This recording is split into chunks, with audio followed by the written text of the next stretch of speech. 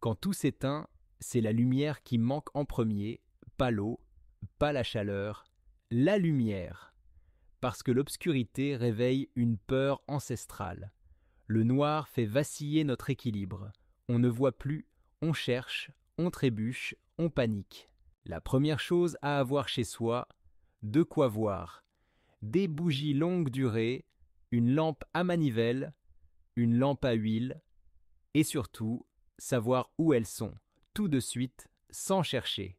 Une lumière douce, stable, non agressive, elle rassure, elle réchauffe, elle crée un repère. Vous pouvez fabriquer une lampe à huile avec un petit pot, un peu d'huile végétale, une mèche en coton et une pince en métal. Chez les Amish, on ne chasse pas l'obscurité. On l'apprivoise. Une seule flamme suffit à rassembler une famille, à créer un centre, un foyer.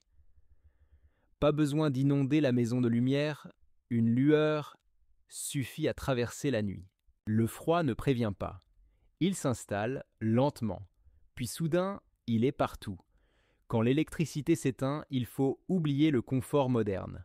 Le but n'est plus de chauffer une maison vide, le but c'est de ne pas perdre la chaleur qu'on a déjà. Première règle, se regrouper dans une seule pièce, fermer les portes, boucher les bas de porte avec des serviettes, tirer les rideaux, ajouter des tapis au sol. Chaque recoin isolé, c'est un peu de chaleur retenue. Deuxième règle, chauffer le corps avant de chauffer la pièce. La laine, le lin, plusieurs couches fines valent chez les mieux qu'un seul gros pull. Et surtout, se couvrir la tête et les pieds. Nos grands-parents dormaient avec un bonnet. Ce n'était pas un style, c'était du bon sens.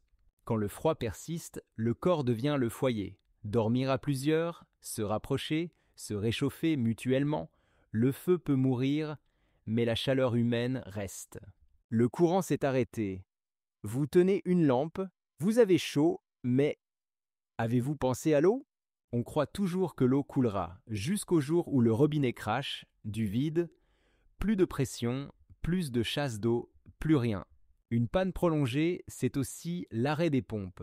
Et sans eau, 3 jours, pas plus. Ce qu'il faut ? Des réserves invisibles, des bouteilles rangées au fond d'un placard, un bidon de 20 litres sous l'évier, des seaux propres avec couvercle, un plan P, récupérer l'eau de pluie, une bâche, une bassine, une gouttière, le ciel peut vous sauver, à condition d'y penser avant. La purifier, filtrer dans un tissu, faire bouillir pendant 10 minutes, ajouter du charbon actif ou quelques gouttes de désinfectant naturel. Nos anciens n'avaient pas le choix. L'eau, ça se cherchait, ça se gardait, ça se respectait. Aujourd'hui encore, aujourd'hui encore, ceux qui y pensent avant sont ceux qui resteront debout. Geste 4. Préparer des repas sans électricité. Quand le frigo s'éteint, quand la plaque ne répond plus, il ne s'agit plus de cuisiner. Il s'agit de nourrir, réchauffer, rassurer. Le repas devient un acte vital, une ancre, un refuge, une preuve qu'on tient bon. Ce qu'il faut, des aliments simples, stockés longtemps, cuisinables partout, riz, lentilles, flocons d'avoine, conserves, bouillon, pain sec, légumes racines, une boîte de sardines, un peu de beurre, une pincée de sel. Parfois, c'est tout ce qu'il faut pour dire « on va bien ». Côté cuisson, un réchaud à gaz, un petit poêle à bois, une pierre chaude dans un feu extérieur. Même une bougie chauffe-plat peut faire tiédir un bol de soupe. Ce n'est pas rapide, mais c'est possible. Chez les Amish, le feu est toujours au centre. On y cuisine, on s'y rassemble, on y parle. Il éclaire, il chauffe et il nourrit. Le repas devient un moment de calme. Et tant qu'il y a un repas chaud, il y a encore un foyer. Geste 5. Maintenir le lien avec les autres. Quand tout s'éteint, on se retrouve seul. Et parfois, le silence pèse plus que l'obscurité. Pas de téléphone, pas d'infos, pas de messages. Vous ne savez pas ce qui se passe dehors. Ni si votre voisin va bien, ni si l'orage est fini. Le lien social devient un acte de survie. Ce qu'il vous faut ? une radio à pile pour suivre l'info locale, un carnet papier avec les numéros importants, une lampe de signalisation visible de loin, une phrase codée, une routine avec vos voisins, une lumière à la fenêtre, le « tout va bien ». Pas de lumière, il riait « venez voir ». Nos grands-parents n'avaient pas WhatsApp, mais ils avaient refait les autres. Une visite, un coup à la porte, un bol de soupe déposé sur le rebord. Ce lien-là, il réchauffe plus que le bois, il éclaire plus qu'une lampe, il donne du sens, même au noir. Garder le lien, c'est se rappeler qu'on n'est pas seul, même dans la nuit. Geste 6.